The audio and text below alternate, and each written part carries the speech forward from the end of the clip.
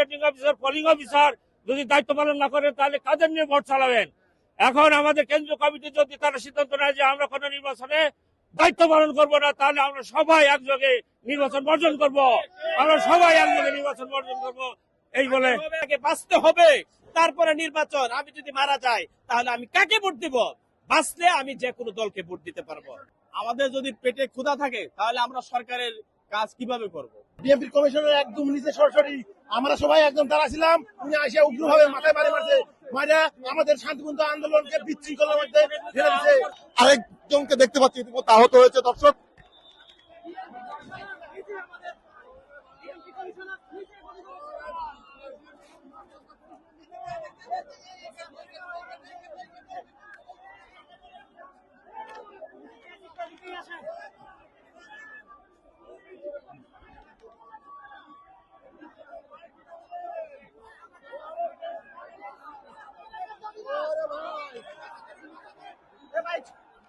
আপনারা দেখতে পাচ্ছেন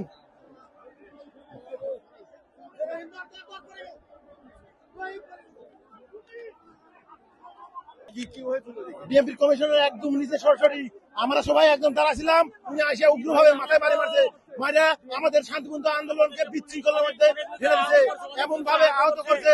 আমরা শান্তিভূমিতে দাঁড়া ছিলাম, আমরা শান্তিভূমিতে কথা বলেছিলাম, তখন আমাদের ওই ডিএমপি কমিশনার এসে সরাসরি মাথায় বাড়ি মারছে। ডিএমপি কমিশনার আমার মাথায় বাড়ি মারছে, উনার পদত্যাগ চাই। আমরা তো মারামারি করতে চাই নাই, আমরা পেয়েছিলাম আন্দোলন শান্তিভাবে আন্দোলন করতে। উনি আইসা অতিরিক্ত ভাবে আইসা নির্বাচন তো আর এক সপ্তাহ দেরি রয়েছে, এক সপ্তাহ বাকি, এর মধ্যে আপনারা আসলে আন্দোলন উনি আইসা অতিরিক্ত আমাদের আমার মাথায় বাড়ি হিসেব ডিবি কমিশনার যদি বলতে থাকে এই ডিএমপি কমিশনার এবং মাহমুদ মাসুদ তাই থাকবে, কারণ এরা দার্জিলিং পর্বে আমাদের 150 থেকে 200 লোক আহত হয়েছে, বুঝছেন? এই ডিসি মাসুদ এবং ডিএমপি কমিশনার প্রস্তাব করেছেন, এই দায়িত্ব থাকেন উনি। এটা কি আন্দোলনটা কি আপনাদের দেশকে বাস্তবায়নের জন্য, এটা সবার জন্য, সারা ভারতের কর্মচারীর জন্য এটা। দর্শক, আপনারা দেখতে পাচ্ছেন আন্দোলনকারী একজন পুলিশের সাউন্ড গ্রেনেডে আহত হয়েছে।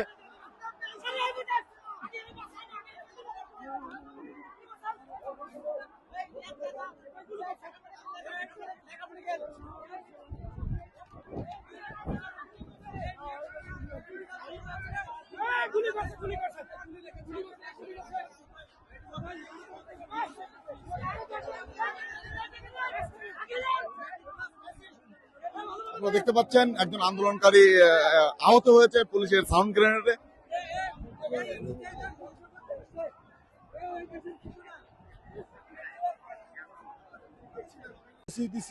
আমাদের থেকে পুলিশের সাথে আমাদের সাথে কোনো হাতাহাতি নাই, কোনো বিরোধ নাই। আমরা শান্তিপূর্ণ আন্দোলন করতেছি, আন্দোলনে টিয়ার সেল, সাউন্ড গ্রেনেড, গরম পানি, রং। আমাদের এক ভাই আহত হয়েছে, মাথা ফাটা লাগছে, ডিএমপি কমিশনার নিজেই বাড়ি দিছে, বাড়ি দিয়ে মাথা বাড়ি তো পায়ে দিতে পারতো, পায়ে বাড়ি না দিয়ে পায়ে বাড়ি না দিয়ে ওনার মাথায় বাড়ি দিছে। ওনারা দিয়ে আমার 3-4 জন লোকে সাহায্যকারী ওনারা রয়ে গেছে হসপিটালে, আরো 2 জন লোক আহত হয়েছে ওই সাইডে কাকরাইল মসজিদের দিকে। কিন্তু এইভাবে আমাদের উপর এইভাবে আক্রমণ করা পুলিশের কি ঠিক হয়েছে? আমরা তো পুলিশের সাথে কোনো এখানে যুদ্ধ করতে আসি নাই, আমরা পুলিশের সাথে কোনো মারামারি করতে আসি নাই। আমরা ন্যায্য দাবি নিয়ে আসি, আমাদের ন্যায্য দাবি হলো আমাদের পে স্কেল, আগে আমাদের প্রজ্ঞাপন, তারপরে নির্বাচন। আমাদের প্রজ্ঞাপন ছাড়া, আমাদের পে স্কেল ছাড়া এই দেশে কোনো নির্বাচন হবে না। নির্বাচন আমরা করতে দেবো না। আমরা এখান থেকে দাবি আদায় করে আমরা এখান থেকে যাবো ইনশাল্লাহ। আর আমাদের যে লোক ভাইদেরকে পরে যেভাবে লাঠি চার্জ করতে আছে পুলিশে, কেন আমরা কেন বৈষম্য শিকার হবো? পুলিশ কি পাবে না? এই আন্দোলন যদি করে আমরা যদি সরকার দেয় তাহলে তো পুলিশও পাইবো, তাহলে পুলিশ আমাদের কেন সহযোগিতা করে না? পুলিশ আমাদের উপরে কেন লাঠি চার্জ করে, কেন টিয়ার সেল মারে, রাবার নির্বাচন তো আর এক সপ্তাহ বাকি রয়েছে, এর মধ্যে আপনারা কেন আন্দোলন দেখেন? এর মধ্যে আমরা তো আমাদের এই প্রজ্ঞাপন তো আরো আগের থেকে আন্দোলন ডক্টর ইউনূস স্যার যদি আমাদেরকে আগের থেকে দিয়ে দিত তাহলে আমাদের আন্দোলন দরকার নাই। এই দিচ্ছি এরকম ঘোষণা তো আপনারা সাংবাদিকের মাধ্যমে শুনছেন, কিন্তু দিচ্ছে না তো। কেন দিচ্ছে না? আমাদের দাবিটা কি? আমরা তো সাইডটা মোটা ডাল ভাত খাইয়া বাঁচতে চাই। বলছে যে নির্বাচনকে বানচাল করা ষড়যন্ত্র চলছে, আসলে না, আমরা কোনো নির্বাচন বানচাল করবো না। নির্বাচন চাই আমরা, কারণ নির্বাচন দরকার এই দেশে। নির্বাচন একটা গণতান্ত্রিক ভাবে একটা গণতান্ত্রিক সরকার এই দেশে সরকার গঠন করুক, আমরাও চাই। কিন্তু আমাদের যে ন্যায্য দাবিটা দিয়ে দিক, আমাদের কোনো রাস্তা আমাদেরকে পাইবো না, আমরা কোনো আন্দোলন, আমরা স্বাচ্ছন্দ্য আজ কাপড় পরে এসেছেন কেন? কাপড় পরে আসি, আমাদের সংসার চলে না, আমাদের ছেলেমেয়ে লেখাপড়া করাইতে পারি না, আমরা ভালো একটা স্কুলে ভালো একটা কলেজে লেখাপড়া করাইতে পারি না, আমরা যে বেতন পাই আমরা সর্বনিম্ন আমাদের বেতন সে আজকে 11-12 বছর ধরে আমাদের কোনো পে স্কেল নাই। নির্বাচনের আগে যদি সরকার এটাকে ঘোষণা না করে পে স্কেল, সেক্ষেত্রে কি করবেন? সেক্ষেত্রে আমরা আন্দোলন চালিয়ে যাব, আমাদের আন্দোলন চলবে। আমরা পরবর্তী আমাদের যারা নেতৃবৃন্দ আছে পরবর্তী যে কর্মসূচি ঘোষণা করব, আমরা এই কর্মসূচি অনুযায়ী আমরা সামনে ইনশাল্লাহ আগে যাব। আমাদের আন্দোলনের একটাই দাবি, আমরা পে স্কেলের গেজেট চাই, নবম পে স্কেল। 2015 সালে পে স্কেল দিছে, 2015 সালের বাজার দ্রব্য মূল্যের দাম আর বর্তমান 26 সালের দাম এক নয়। যে বেতন স্কেল দিচ্ছে তা দিয়ে আমাদের সংসার চলে না। আমরা আমাদের দাবি জানানোর মাধ্যমে তারা বেতন কমিশন করেছে, বেতন কমিশন করে রিপোর্টও জমা দিয়েছে, কিন্তু কেন বেতন স্কেলের প্রজ্ঞাপন দিচ্ছে না? আমরা এই তাল বাহানা মানি না। আমাদের সংসারে রান্না চলে না, ছেলে মেয়েদের ভাত কাপড় দিতে পারি না, ভালো কোনো শিক্ষা প্রতিষ্ঠানে লেখাপড়া করাতে পারি না। আমরা সরকারের কর্মচারী, আমরা সরকারের প্রতি আনুগত্য, আমরা কাজ করতে চাই, কিন্তু আমাদের পেটে ভাত দিতে হবে। ভাত না দিলে আমরা কিভাবে কাজ করব, কিভাবে আমরা চলবো, আমাদের ছেলে মেয়েদেরকে কিভাবে মানুষ বানাবো? আমরা একটাই চাই, পে স্কেলের গেজেট চাই। আজকের মধ্যে আমরা গেজেট চাই। এটা যদি না কার্যকর হয় তাহলে কি নির্বাচন বানচাল হওয়ার সম্ভাবনা রয়েছে?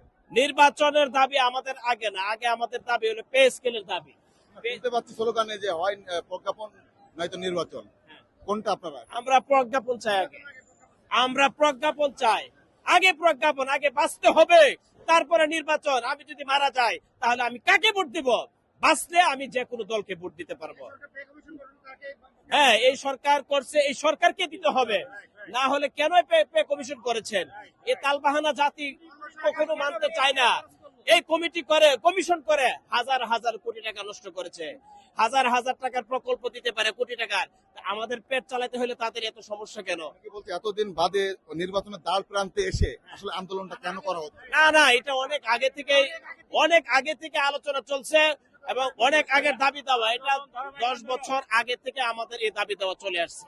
সরকার দিয়েছে যে পে কমিশন এখানে এই অন্তর্বর্তীকালীন সরকারের মাধ্যমে ওনারা বাস্তবায়ন করে যাবেন, কিন্তু কেন এখন আর এটা নিয়ে তালবাহানা চলতেছে আমরা বুঝতে পারতেছি না। ভিতরকার কি সমস্যা রেখে আসল সত্যটা প্রকাশ করুন, এটাই আমরা চাই। অনেকে বলছে, আমরা শুনতে পাচ্ছি গুঞ্জন আশপাশ থেকে যে নির্বাচনে বানচাল চলছে, আসলে না না, নির্বাচন এখানে যারা আছে তারা অবশ্যই সরকারের পক্ষের লোক, সরকারের কর্মচারীবৃন্দ সরকারের আদেশ পালনে তারা বদ্ধপরিকর, তারা সরকারের বিরুদ্ধে কেউ না। কিন্তু পে স্কেল একটা মৌলিক অধিকার, সাংবিধানিক অধিকার। পে স্কেল থেকে কাউকে বঞ্চিত করা এটা তো সমীচীন না। একজন চতুর্থ শ্রেণীর কর্মচারী, তাদের হচ্ছে 8,000 টাকা বেতন, 8,000 টাকা বেতন দিলে তো বর্তমান বাজার মূল্যে কেউ চলতে পারে না ভাই। কারণ একটা লাউয়ের দাম ভাই 100 টাকা, এখন গরু মাংসের দাম হচ্ছে এখন 1,000 টাকা। এই 8,000 টাকা দিয়ে আবার বাসা ভাড়া হয়ে গেছে কমপক্ষে 10,000 টাকা, তাহলে এই টাকা দিয়ে কিভাবে সে চলবে? প্রতিনিধি অবশ্যই যোগাযোগ করছেন অর্থ উপদেষ্টা মহোদয়, ওনার নাম জানি কি, অর্থ উপদেষ্টা সালেউদ্দিন আহমেদ মহোদয়, প্রাক্তন বাংলাদেশ ব্যাংকের গভর্নর ছিলেন। উনি আশা দিয়েছেন, ওনারা একটা পর্যালোচনা কমিটি গঠন করেছেন এবং এই কমিটিকে বলছে যে তারা ধাপে ধাপে বাস্তবায়ন করবে। কিন্তু আমাদের কর্মচারী বলছে না, আপনারা যেহেতু পে কমিশন করছেন আপনারাই প্রজ্ঞাপনটা জারি করে দিয়েছেন, এরপরে পরবর্তী সরকার ধাপে ধাপে বাস্তবায়ন করবে, সমস্যা নেই। কিন্তু প্রজ্ঞাপনটা আমরা এই আজকে কালকের মধ্যে চাচ্ছি। এই যমুনার অভিমুখে এটা আমাদের পূর্ব থেকে সিদ্ধান্ত করা, আমাদের যে কর্মপরিকল্পনার একটা অংশ বিশেষ আগে থেকে ঘোষিত যে আমরা 6 ফেব্রুয়ারি আমরা প্রধান উপদেষ্টার কার্যালয়ে যমুনাতে যাব, তার সাথে সাক্ষাৎ করব, তার কাছে আমরা মতামত চাইব। আসলে নির্বাচনকে সামনে রেখে আসলে আন্দোলনটা কেমন দেখছেন আপনারা? আপনি যেটা বলছেন যে নির্বাচনকে সামনে রেখে, এটা সঠিক না, এটা সঠিক না। আমাদের এই যে আন্দোলন, এটা ধারাবাহিক আন্দোলন।